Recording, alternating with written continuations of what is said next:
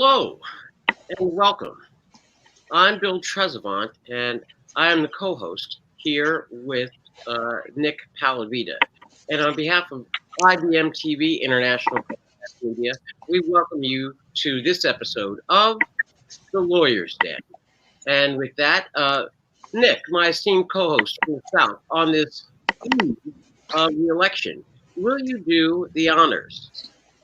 Yes, I will. And as a matter of fact, I'll introduce our first guest, actually panelist, coming in from the Salt Lake City area, licensed before the United States Supreme Court, actually got me into the United States Supreme Court, has an LLM, and will introduce our constitutional law scholar, Mr. Jeff Teichert. Jeff, welcome to the show. Thank you. Nice to be here again. All right. Where's your audience? Oh, there they are. I know they'd show up sometime. Okay, yes, it's good to have Jeff here, and we should have another guest come in, but right now he's trying to find our link. And plus I'm getting like messages coming in all the time, but the person who's here all the time, who is a constitutional law scholar and a professor in Georgia, we'd like to introduce our professor, Adam Lampolero. Adam, welcome to the show. Thanks. Once again. To be here. Okay, and of course you're in that sort of swing state of Georgia. Since Georgia's on my mind right now, Bill's supposed to be asking the question, so I should. No, don't mind me, Nick. I mean, I was going to ask him. Age before intelligence. Where is Georgia going? Are you guys going to turn blue? What's going on down there? No, Georgia is going to go for Trump. The polls are wrong, and having been down here for a number of months, it's Trump country, and I see Trump winning by about 4 to 6 points. No, Adam. I mean, right out of the gate. Seriously, what's going on with the two senatorial campaigns? On the one hand, you've got David Perdue, who is running away from debates, having been, roundly trounced by, I believe it's Ossoff.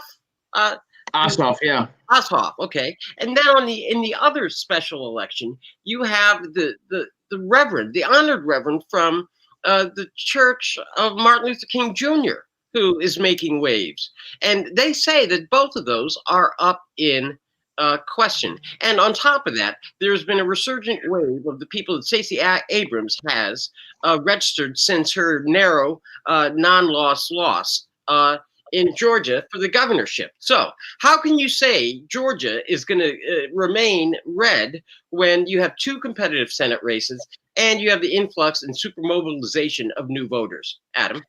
Well, I think that there's been a shift in the last week, perhaps the last week to 10 days in Georgia, and I suspect in various battleground states. And I say that for a few reasons. First, I believe that Trump won the second debate handily. Second, I think that Biden made a mistake with his comments regarding fracking and the oil industry.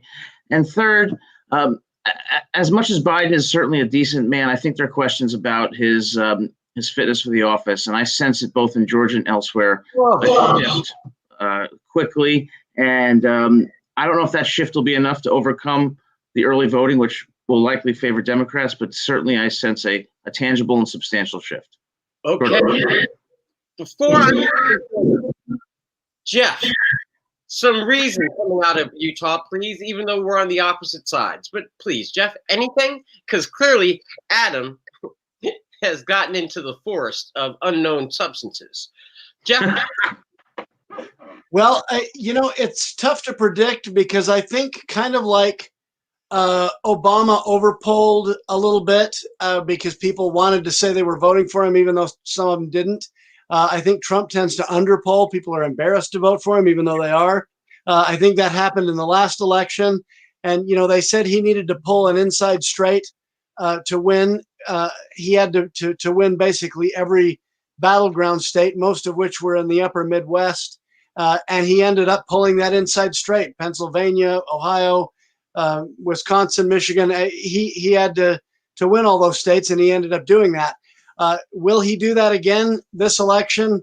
I think it's anybody's guess. I think it's a very tight race. Here in Utah, of course, Trump is going to win easily. But what he does in those crucial battleground states, I do tend to think like Adam said, that the fracking issue is going to be an issue in Pennsylvania and Ohio and some of the other oil-rich states, including Texas, which I never thought Biden had a chance in. But whether he'll pull enough of those key battleground states with a lot of electoral votes, it'll be exciting to watch tomorrow. Okay, Nick, I'm going to go to you because you're in another battleground state that is North Carolina. I'd like to hear from you because right now my evening is sizing up to be quite a challenge. I just want to see what the lay of the land is. Nick, what are you thinking about the election in North Carolina? Because what do you got, Nick? Well, here's what I got. Blue wave coming, baby. Okay, and the thing is, you guys just have to get rid of this whole concept that Trump has even a remote chance.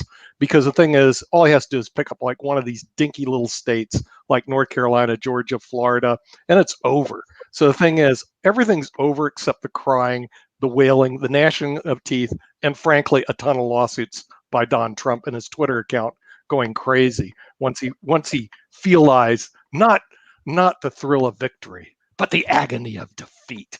And so the thing is, I believe that even Georgia, of all places, of all the bastion of conservatism, will finally see the light that you have a madman in the House, and they're going to get rid of him. So the thing is, we'll see no more tomorrow night, but I don't think you even need Pennsylvania for this to be over with, Bill.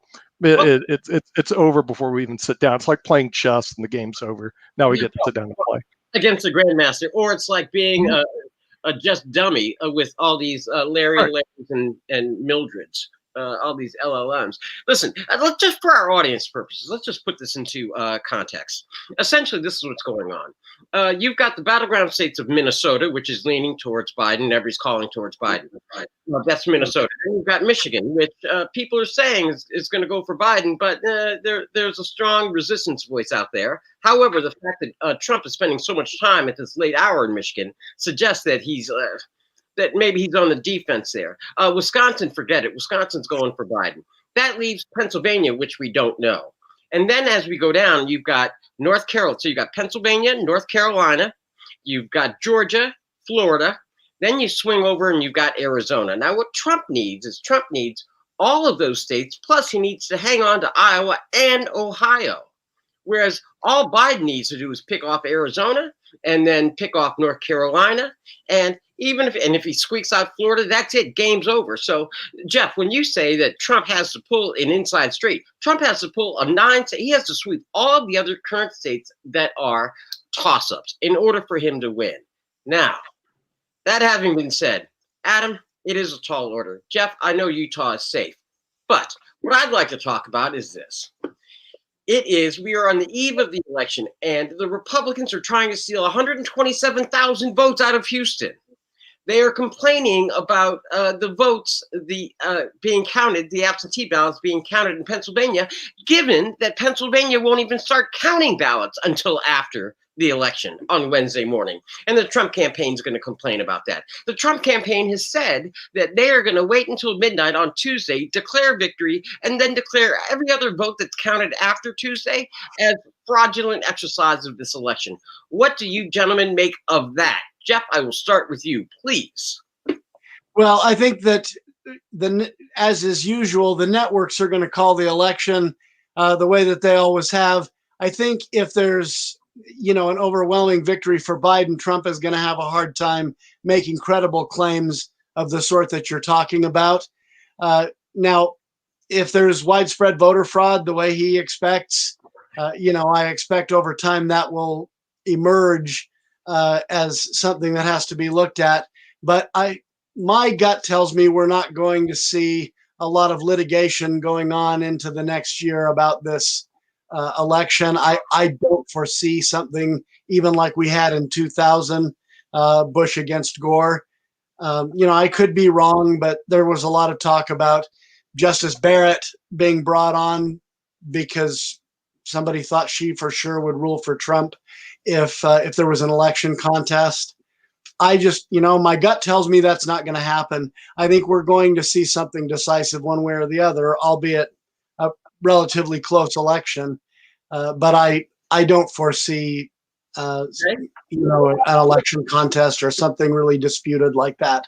Okay, and I just want to drop a footnote. It's curious that Justice Barrett's first action was to recuse herself from the Pennsylvania case, but she is going to sit and hear her first case. I think it was either today or tomorrow. But Adam, what do you make of this? Same question that I asked Jeff. What do you make of all of this going on?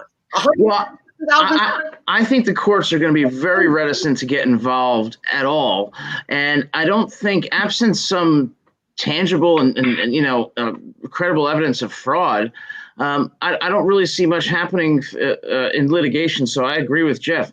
My broader problem, though, is what are people doing?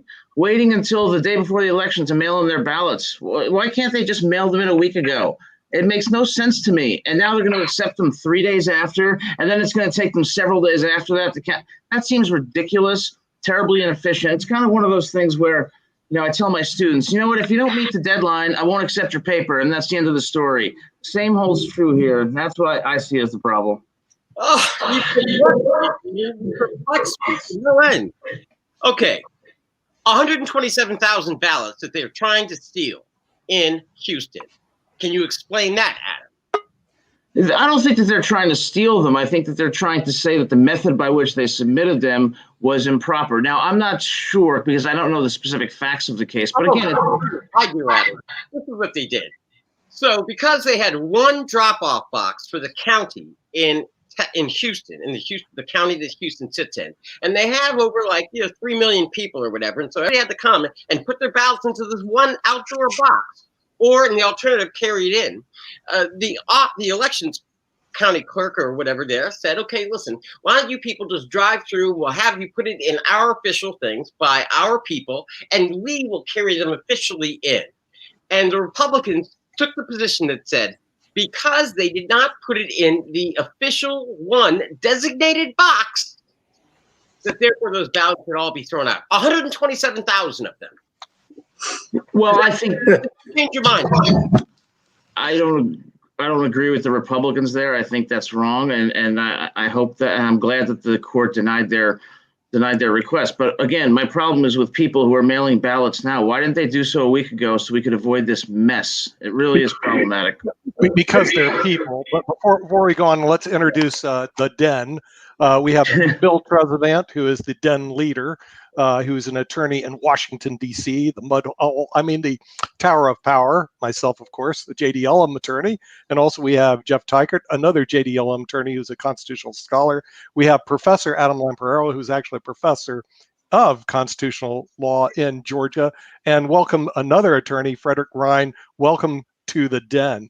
Tell us a little about yourself, since it's your first time on the Den, a little about who you are, where you're from, and what you do. Well, I'm an attorney in Chicago. I'm not terribly active these days. Graduated from Columbia Law School. Columbia Law School. Does that mean you went to New York? You were going to school in New York City, the Big Banana? That's true. Oh, really? Okay. But you went to Chicago, which is my backdrop here, by the way. That's your river, your city, and all that other stuff. So what sort of law did you practice? Yes. Fred, what sort of law did you practice? Appellate law was my specialty.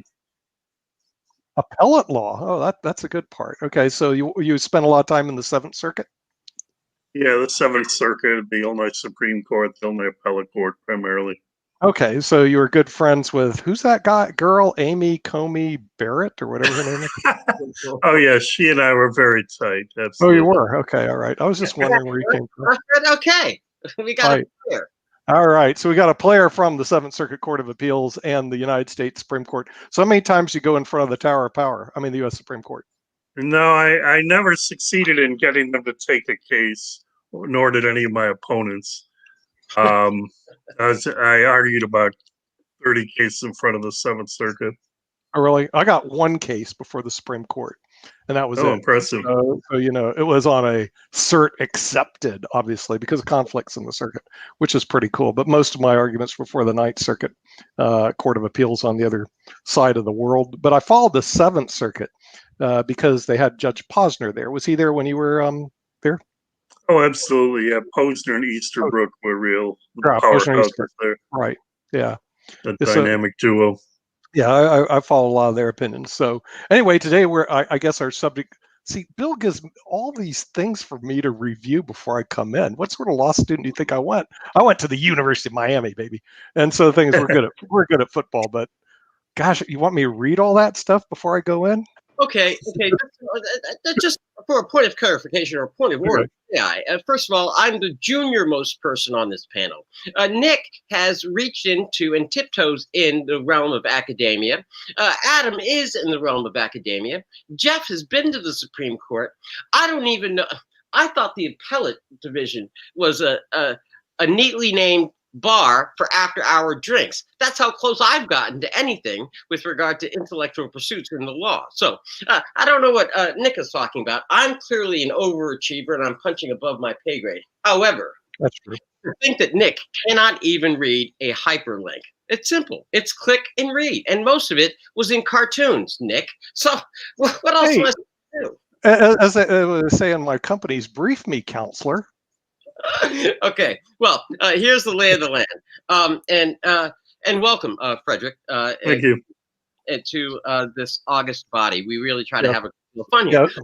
Today, on the eve of the election, we are talking voter suppression and legally how people are doing it. Apparently, there was a story out there, and you may or may not know, but it was a story about these two attorneys who were instrumental with the Federalist Society in building it up over the last 3 decades. And then they, as a result, their influence with regard to shaping the current federal judiciary has far exceeded their initial wonders. But then previously this year, they took up the cause of bloated voter rolls, and they have been systematically across the United States, in various states, seeking to expunge the voter rolls. And the question is whether or not this is just good democracy at work, or whether or not it's voter suppression. That's on the one hand. Two, I guess the question is with new Justice Barrett having recused herself from the Pennsylvania voting rights case, what do you think her impact or her viewpoints may be when it comes to the other Supreme Court cases that are winding, or the other voting election cases that are winding their way up? And then I did have one third question, if I may, and I'm known to kind of pile on with questions. May I, Frederick? Okay. I can't say with certainty I'll have a brilliant answer to them, but you can try. That's Okay. okay. We have a lot of brilliant people, and who's just arrived is another brilliant person, a professor at Northeastern University, one of the schools I teach at, Beckett Cantley, another JDLM attorney. Beckett, welcome back to the den. Hey guys. Yeah, good to see you. And of course, we have a new arrival, Frederick Ryan, who's a former, I guess he went to law school at Columbia, which is one of those schools in New York. I went to the U, baby. So we sort of recognize the New York school. And he spent a lot of his career before the Seventh Circuit, good friends with Amy, and then kind of got nowhere with the Supreme Court of the United States, which isn't surprising. They don't like to listen to cases there anyway, you know. No, So, actually, they don't. They don't. they don't. They reject everything except my cases. They'll take mine. Because you are seriously a case in point. I know how to get you there, buddy. If you need to get the Supreme Court, let me know. I know how to talk to the Supreme.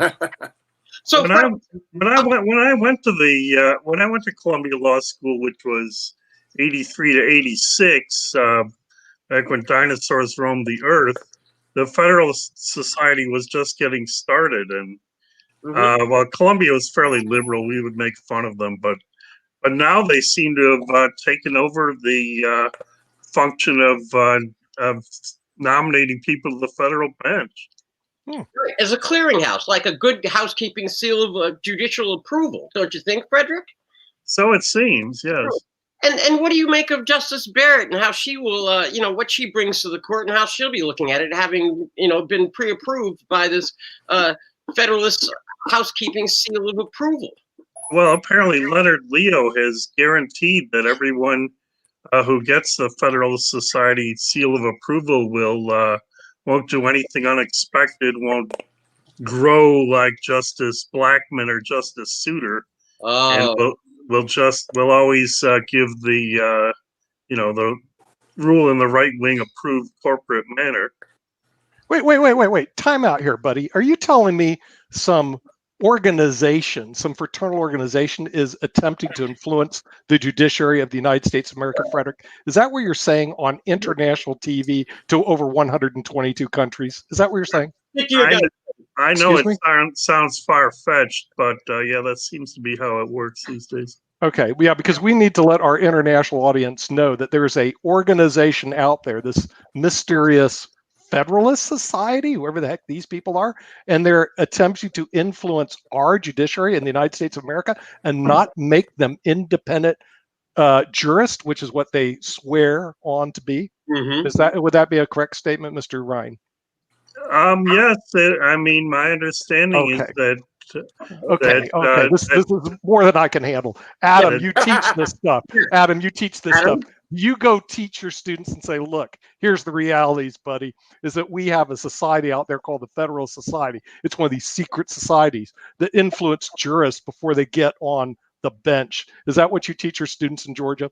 No, I teach them not to get sucked into Griswold's penumbras and to read the Constitution and to reasonably interpret its words. I can only handle so much on this show. Okay. Yeah, and substance abuse process should not exist. Let me take a shot at it. Yeah, go ahead. Take a shot across the bow. Adam, Mr. Ryan, Adam had previously been proposing this notion, this mystical notion that did not come from penumbras, that simply advocated this divine intervention that once justice puts on that robe, that person grows and changes and evolves and is enlightened and therefore looks for the greater good. Now, you apparently have busted that bubble or disabused Professor Lamparello of the notion that Justice Barrett will somehow grow into this enlightened justice. Now, there are some of me it ain't going to happen. It sounds to me that she swore an oath to some bloody secret society. I don't think so. And Mr. Ryan, I need you to know, understand that Mr. Palavita, Professor Cantley, and I are clearly in the other camp, whereas Mr. Teichert and Professor Lamparello believe that she will grow and blossom and somehow change. But right now, I'm fearful of Voting Rights Act. Now, Professor Cantley, why are the Republicans trying to steal the election in Pennsylvania? Is that a loaded question or just a question? Loaded there, Bill. Thank you. Load them up in the den, baby. Yeah, no, I think the Trump campaign thinks that if they win, Pennsylvania, that they may have it in the bag. I think if they lose, they probably definitely lose, right? So, they're going to take every angle they can in the court system. And the one thing, typically, we've had, Republican politicians who seem to be a little less cagey, less advanced in using the judiciary to affect elections. I mean, not that they wouldn't; the Democrats have been better. And this time you got a guy who's been litigating in New York for his entire life. So who has a lot of secret weapons out there. I wouldn't be surprised if there are all kinds of stuff that pops up, the day of or day after tomorrow. Yeah, I heard he's going to hire all the law firms in the United States so no one can oppose them because they'll all be conflicted out. Well, so the thing is, it's the Lawyers Full Employment Act of 2020. All the major firms will be working for Trump. He had that issue that popped up with what is it, the Miss America, whichever pageant he used to own and run. Yeah, Miss America. Sold it, yeah. And as soon as it popped up as an issue in the campaign, he bought it back, and it just went away. It's just gone. Okay. So it's not like he's not capable of seeing the angles and using the legal system to his advantage. Yeah, he's prepared to fire across the bow of every state with major law firms in every state to overturn this horrible result, which is going to happen tomorrow when the blue wave comes crashing down on the Republican Party, and the Blue Man Group becomes the most famous group in the United States, and that's all going to happen tomorrow. What? Dodger Blue already won, so I know. It's all going to turn blue, baby. I mean, the thing is, and the good news is the red ink will stop dripping from Washington D.C. and the Twitter accounts will be turned off. So the Trump Twitter will be click, gone. We Okay, not gonna hear him anymore. Jeff, please save us. And You need some sanity on the den. Bring it over to Jeff. Jeff, please. Okay, is Trump stealing Pennsylvania, or what do you think? Or are we just all being nervous Nellies over here? I think nervous Nellies. I think Pennsylvania is going to be close, and it's going to be interesting to see which way it goes. But I don't think Trump is capable of stealing it. And given that Justice Barrett's decided to recuse herself, I think it takes away the additional idea that somehow he's going to use an election contest where he's got an additional ace in the hole. I don't know. I think Biden kind of cooked his own goose in Pennsylvania when he decided to oppose fracking.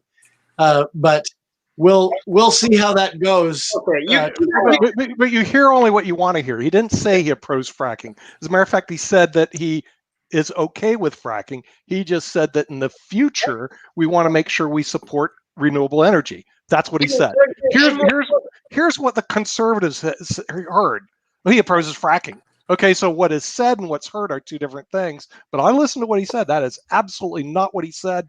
But what the conservatives interpret is, oh, he opposes fracking. No, Nick, you're absolutely right. But there is one small. Of course, I'm right. Well, since when am I wrong? Wrong is not in my dictionary. Let me go see if I can find it. Go on. I rise to make a friendly amendment to the facts, Nick. May I, please? And that is simply this. Of course, Counselor. Biden's position was specifically that he was opposed to fracking, future leases for fracking on federal land. He wasn't going to interfere with the private sector. But I understand that our gentlemen on the other side of the aisle firmly believe that once it's made, oh my God, that's it.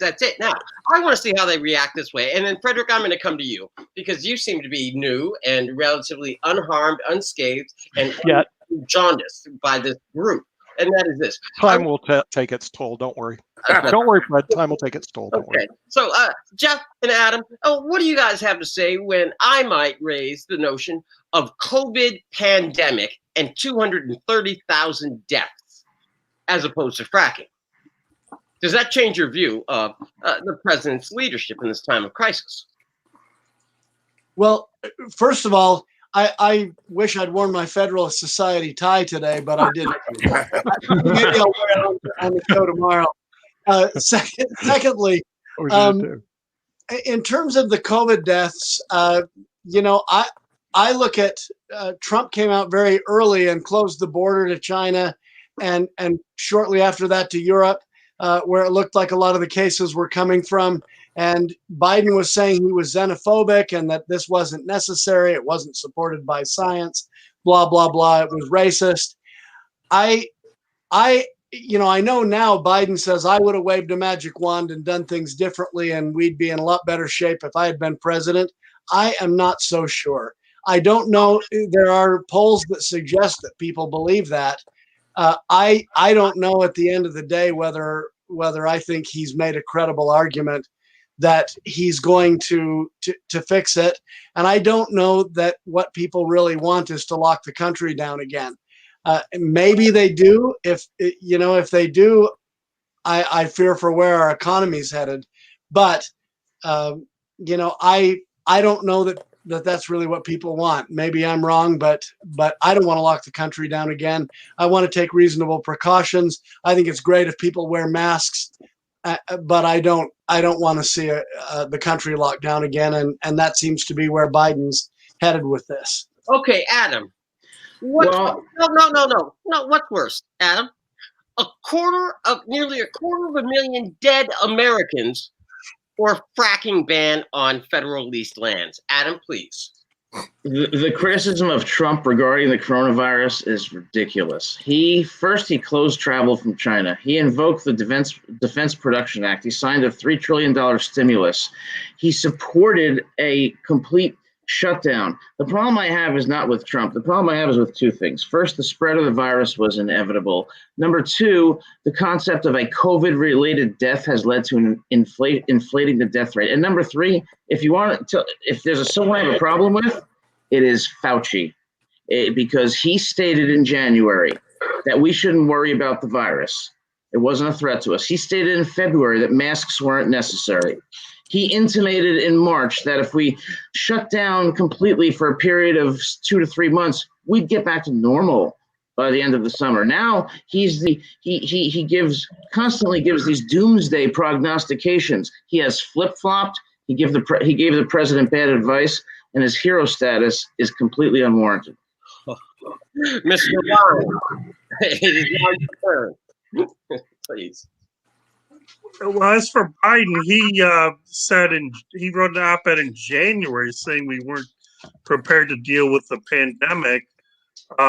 Trump has consistently poo-pooed the pandemic. He's repeatedly said it's going to go away like some sort of miracle. Remember very early on, he said we had 15 cases, would soon go down to 0. He's discouraged people from wearing masks. He's ridiculed Biden for wearing too large a mask or wearing masks too frequently. He's held super spreader events. He consistently holds rallies that are super spreader events. You have thousands of people crowded together, virtually none of them wearing masks.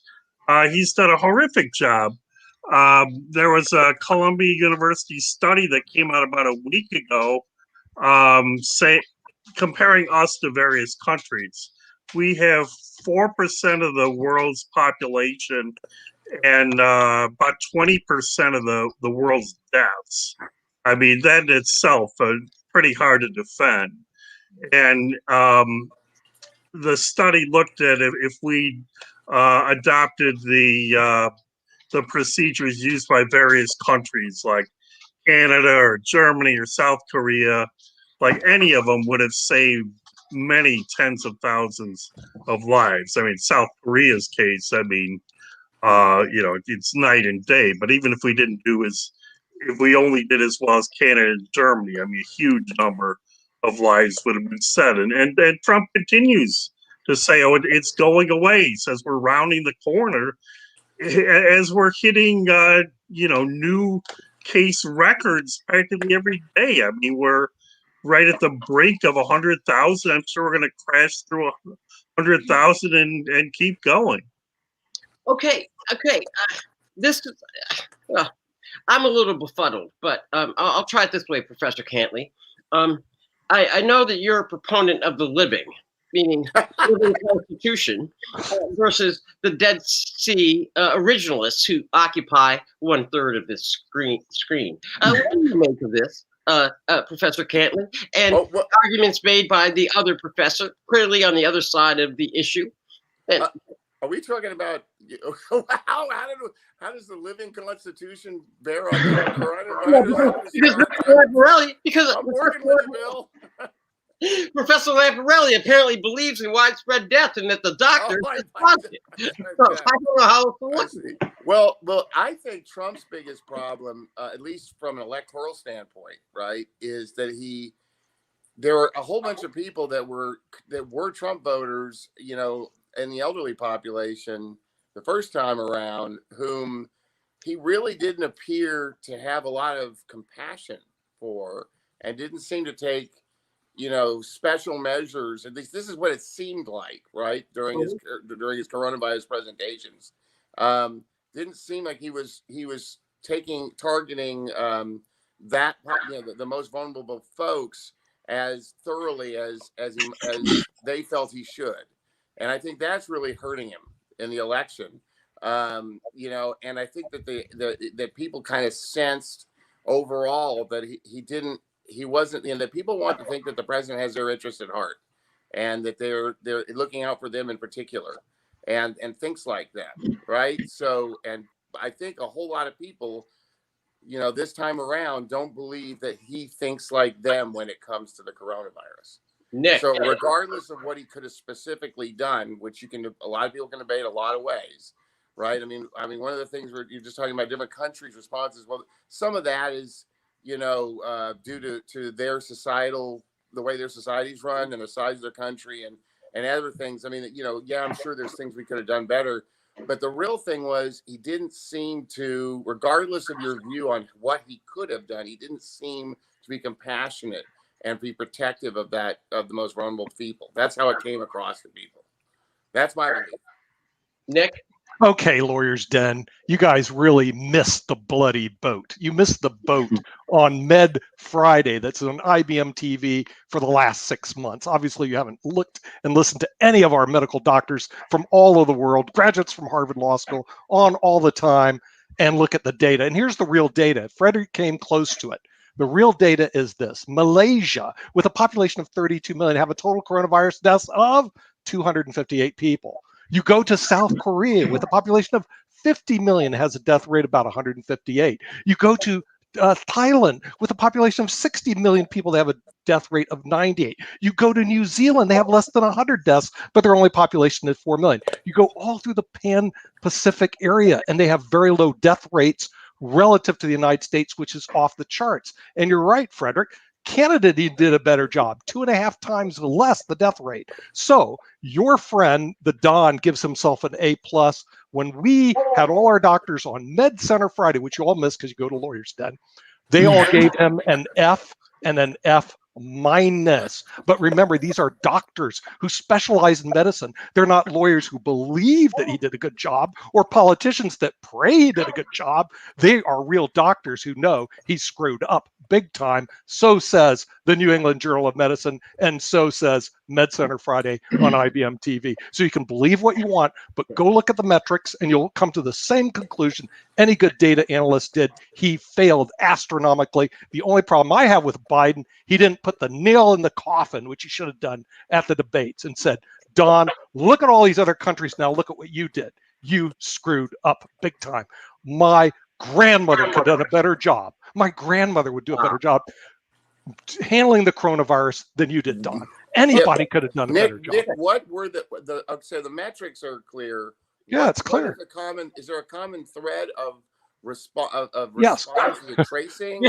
Well, what they do is they do everything. These people are neurotic over there, like in Singapore, Malaysia, Thailand, Indonesia. They're neurotic. They wear masks. They socially distance. They wear gloves. They sequester themselves when necessary. They get mad, especially in Australia, where they fine you $4,000 if you show up without a mask to a rally like that. They really put the hammer down. And so what's the result?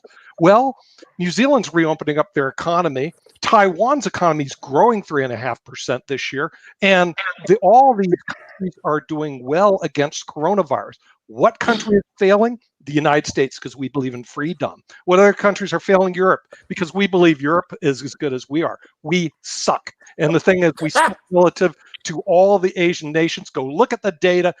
Anybody with a basic math degree can figure this out. Okay, the only problem is lawyers and politicians aren't good at math. If they were good at math, they'd be engineers. Okay, but they're not. So the thing is, they don't know how to look at the data. If they look at the data, they go, we really do suck. Now, the doctors looked at it, and the New England Journal of Medicine said, you're right, he sucks. And they slapped him for the first time, slapped any government official ever at the New England Journal of Medicine. Attend Medical Friday on IBM TV, and you talk to the real people who work in this daily and fight the disease, not, oh, I got a guy who's in charge. Who's that? Mike Pence. What medical degree he has? None. Hey, look, guys, when you have a medical problem, do you go see your local politician? Knock, knock, knock. Hello, Mayor. I'm sick. Can you see me today?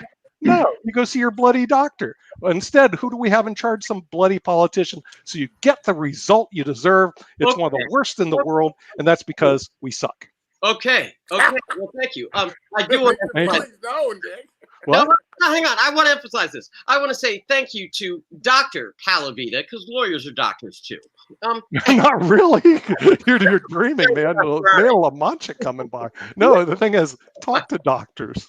I know. No. I understand, Nick. Come on, please. And, for everybody else, I just want to point out that he is in a swing state in North Carolina.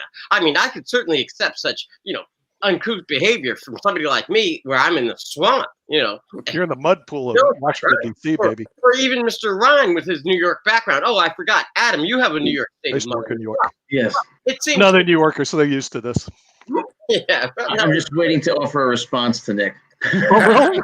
I can't wait. No. You have a response. Let's go. Or is it Kaylee? Well, it's good. Let's heat up the den, baby.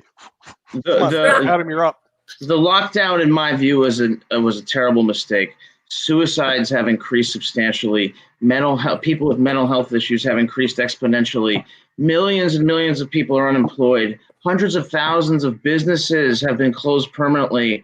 People are financially ruined. Elective surgeries have been delayed. And so my I didn't mute him. It was his computer. But listen to what he's complaining about: elective surgery. Oh, I missed my plastic surgery meeting. Oh dear. Mick, when he comes back, I've got to look. I'm the When he gets back, talk to him about. Oh, I missed my plastic surgery, elective surgery. I want to let everybody in on the secret. I'm going to throw him a fastball. Point is, in addition to what Trump. No. I didn't do anything. It's the gods of computer. No, Adam, you froze. And now I'm going to say to you, I'm going to take that exact same argument. I'm going to let the rest of the panel decide. But there's a question for you, my fine young gentleman, and that is this. If you can say and ascribe so much blame to, what has happened in economic damage, then why can't we get reasonable regulations on gun control in the Second Amendment? Why? Presumably, you're against any kind of restraint. I know Jeff is for at least reasonable restraints, meaning he wouldn't allow somebody to build a nuclear bomb in the basement, which I think was your quote earlier. Wasn't that, Jeff? It was. Now, Adam. I was on a different show, but yes. Different show. I'm not against reasonable restrictions on guns, but I don't think they'll solve the problem, because the real problem is how we treat people with mental health issues, or the lack of treatment for people with mental health issues. And regarding the virus, again, my point is very simple. I don't blame anybody. We live in a decentralized government. The spread of the virus was inevitable. And if you want to put blame on people, Cuomo, de Blasio, they didn't do a bang-up job either. So I think it's wrong to put blame on people. The spread was inevitable. What we should have done, we should have protected the most vulnerable populations, and we should have kept the economy open. And that's where I blame Trump. Okay. Yeah, well, wait. I agree with Adam. Cuomo and de Blasio suck too. I mean, the thing is, let me tell you something. They actually had pandemic teams over in South Korea. They had pandemic teams in Taiwan. They had people that were serious about that. They were like Bill Gates, laser focused on this.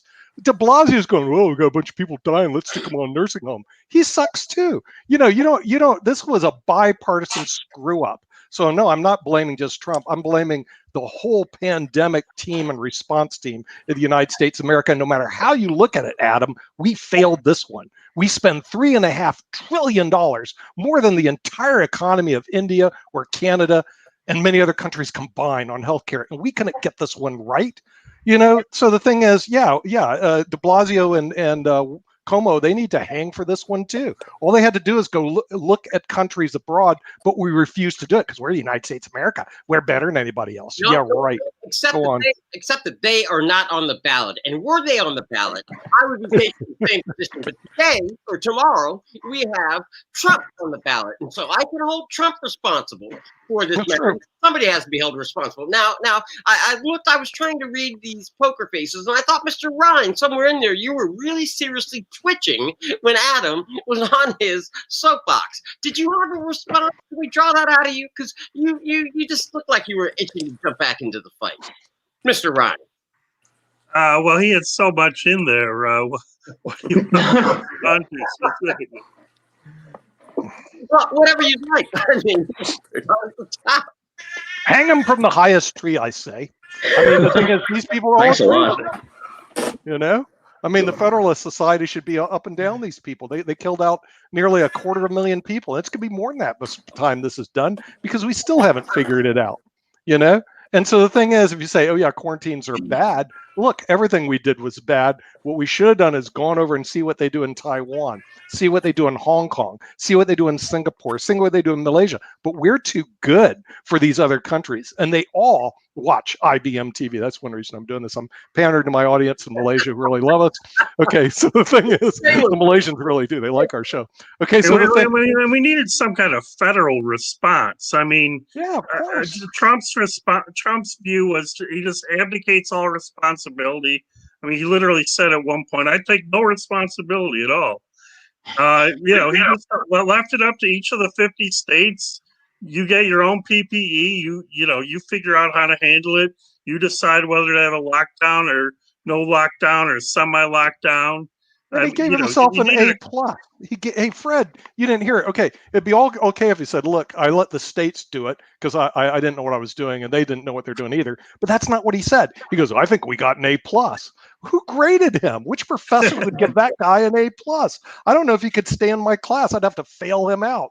As a matter of fact, all the medical he ever doctors got failed an A him out. plus in history, and I mean, in the history of it. He doesn't know what an A plus looks like. That's the reason he gave himself an A plus. I've never seen this one before. Let's add this together, these lines. So he gave himself an A plus.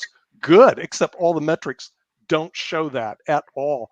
And we had them analyzed by a bunch of doctors, F minus. Some even said F double minus. I didn't know you get a grade that low, but the metrics all demonstrate that. So if people are going to vote for him, I understand. Coronavirus, he screwed up. So did Como. So did de Blasio. The only guy who got it right 5 years ago, my good friend in Seattle, Washington, Bill Gates. He said this was coming down, baby, and he was right. Okay, wow. Well, that was a bit of a breath of fresh air to the extent that we are all not wearing masks and we can get some fresh air. But listen, I'd like to pivot, if I may, gentlemen. And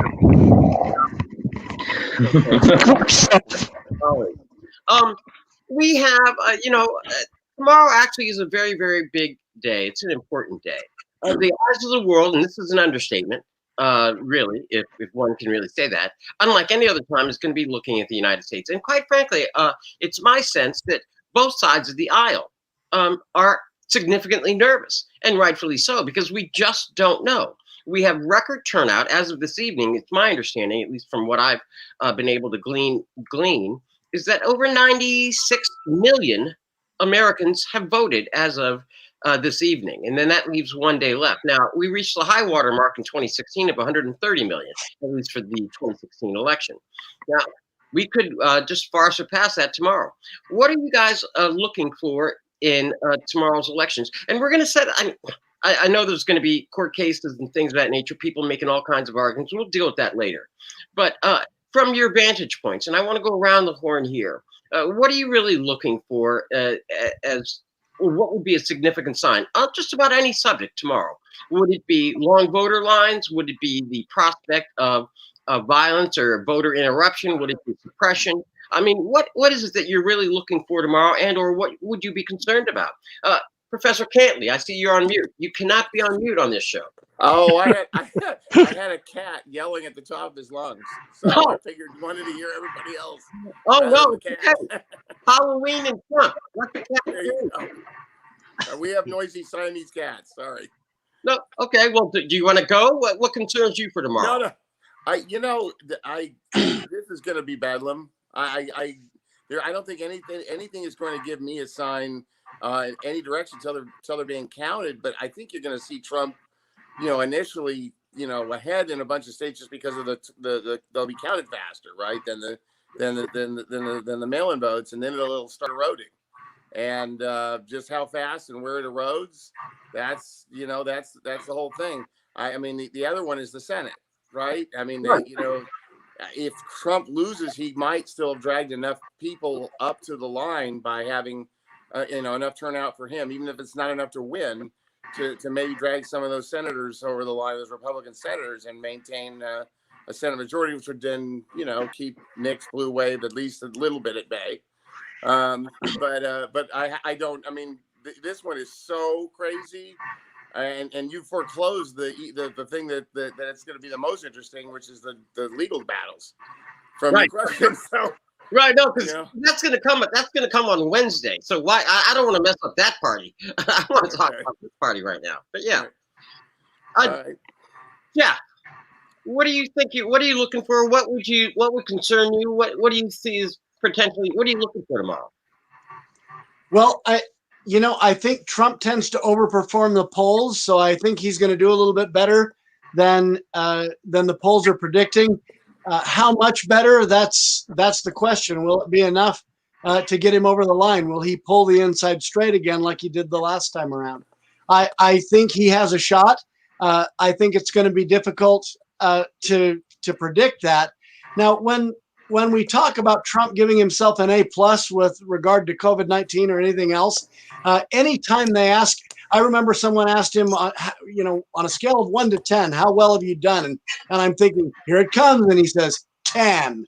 Well, of course, that's Trump. That's like asking Muhammad Ali how he did after a fight where he almost lost, maybe arguably did lose, and he says, I'm the greatest of all time. Of course, that's Ali being Ali. Ali was always that way. He lost to a guy with 7 professional fights under his belt, got totally humiliated and exposed late in his career, and of course he came back later and won. But he still proclaimed, I'm the greatest of all time. Yeah, that's Ali being Ali. He wouldn't be Ali if he didn't do that. Trump wouldn't be Trump if he didn't give himself an A+ in every area of governance. That's he lives and dies by that, and he says he's the greatest president for blacks since Abraham Lincoln. So I mean, that's just Trump, and he will win. He will win by doing that, or he will lose tomorrow, one way or the other. But that is who he is. That's his persona. And is it presidential? Well, he won last time because he wasn't presidential, because he's not a slick politician. People thought he was plain spoken and willing to speak to the silent majority that were thrown out of work when jobs got shipped overseas and stuff like that. Are those people still mad enough to show up and vote for him? Well, his rallies seem to generate a lot of enthusiasm. Biden inspires no one. But the question is Trump, does he inspire more hatred or more love? And we're going to find out tomorrow. Okay. Frederick, what are you looking for? What would you be concerned about? How are you looking at the situation? Well, I mean, we know that Biden is going to win the popular vote. I mean, but of course, there's always the crapshoot of the Electoral College. I mean, if everything, every close state goes Trump's way, then Trump could win, as he did last time when he lost by about 2.9 million votes and by 2%. So if Florida goes Biden's way, then it's going to be extremely difficult for Trump. So I mean, that's one thing to look at. Is we might actually have a result tomorrow night, hopefully, for Florida, and that could be telling. I'm waiting to see how long it'll take Trump to declare victory, because I mean, you may well have a scenario where the vote tomorrow night is looking good for Trump, that Trump's ahead in a number of battleground states, and if so, everyone expects that he will declare victory and argue that the remaining votes somehow shouldn't be counted. They're all mail-in votes and less fraudulent. So that's the kind of scenario I expect. Okay, Adam. I'm very interested to see what percentage of African American and Latino voters vote for Trump. I think it might be higher than the last election. I think Trump will carry Florida. I'm really interested to see what happens in Michigan and in Wisconsin. And as an aside, one of my friends told me last week that because he was so disillusioned with both candidates, he wrote me in for president. Now, I think that is the wisest voter in the country. And I can always say now that, hey, I got one vote for president. Okay, well, I think that's fantastic. Nick. Well, the thing is, I have to agree with what Jeff said. There's no question that Donald Trump is a much better showman than Biden. Biden doesn't inspire anybody. Trump inspires everybody. He's a great showman. He's up there in front and center. He puts on a great show. But listen, we're not electing the guy who's going to head up the circus like P.T. Barnum. If we were, he'd get my vote. He is definitely the best circus leader. Aren't we electing the president of the United States? We don't want to see clowns running around. Yes, we are. So as soon as the Americans get their head together and say, look, do we want the circus leader with a bunch of clowns, which is what we have right now in your swamp, or do you want a real president? Once they want a real president, they'll go for Biden. The ones that want the circus and clown, he'll be up there again. If he is, it'll be a great show for us. We'll continue to be able to compete on the Lawyer's Den against Judge Judy, who, by the way, Judge Judy is seen in all the countries that we're seeing. I don't know if you know the reason we're at 7 o'clock. We actually go up against Judge Judy in all these other countries, and they watch her. Can you believe that? Okay, so the thing is, we'll know more tomorrow at American Politics, Bill. Okay, well, great. I just wanted to make a special announcement, and that is simply this. And then I will hand it back over to you, Nick, because you so elegantly always end this program on time. And that is this, that for tomorrow, we will, here at IBM TV, be hosting and having a special election edition coverage. Now, that is not going to interfere with your ability to get your needs met here on the Lawyer's Den. Instead, the Lawyer's Den, again, is always live, but it's going to be coming live on Election Day. So for tomorrow's, session, there is no homework, gentlemen. You get the day off. You just come ready to talk about an election, a once-in-a-generation election with all your views, all your viewpoints, and all the shenanigans that are going to go on tomorrow so that we can talk to the entire world. Because they look at us, I don't think anybody really understands how our elections go or why we keep making dumb decisions. So, once again, the entire table is invited tomorrow to begin promptly at 7 p.m. and run till 8. You can stay later, and because it's going to be a wide open forum. But it's going to be Election Day coverage. And gentlemen, what I know to be true is that every lawyer secretly thinks that they can get elected to something.